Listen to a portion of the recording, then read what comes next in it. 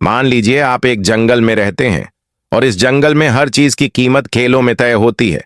अब सवाल यह है, ये जंगल कितना अमीर है, इसे हम कैसे मापेंगे?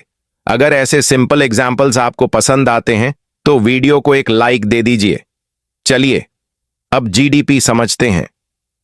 इस जंगल में बहुत सारे बंदर रहते हैं।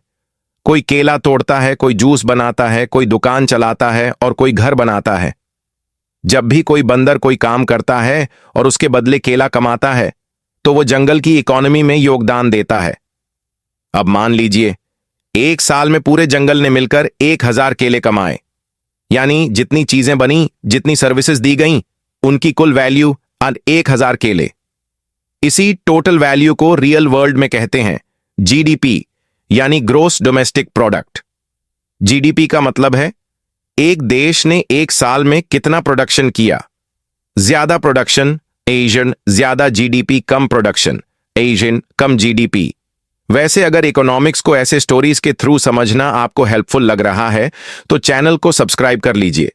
आगे भी ऐसी ही सिंपल एक्सप्लेनर्स मिलती रहेंगी।